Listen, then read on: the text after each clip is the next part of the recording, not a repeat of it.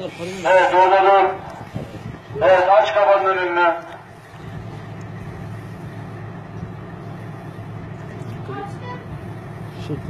Çıkar kafanı, çıkar.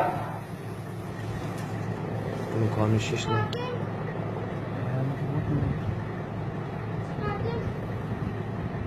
Evet, üzerindeki hırkanı kaldır yavaşça, karnını göreyim.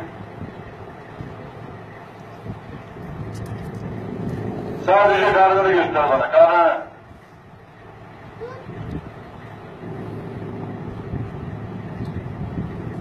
Evet, sırtını dön.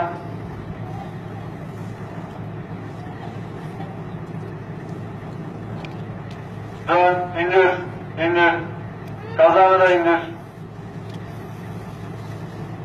Evet, eline kabanını al. Kabanını al.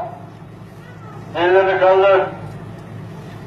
Evet, yavaş yavaş yaklaş.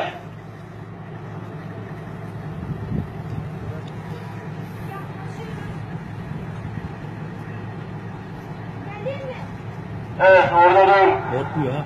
Bırak kabanını. Evet, pantolonu çek yukarıya, bacaklarını göreyim, bacaklarını.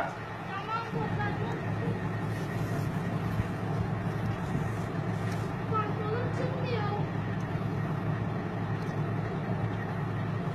Polis amca.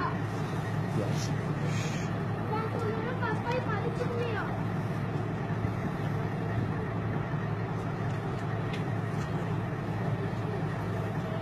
Çıkardım bundan. Başka yukarı çıkmıyor. Evet, al paltonu eline, al. Aldım. Kaldır ellerini. Evet, yaklaş yavaş yavaş. Geri gitti. Bu aile beyler.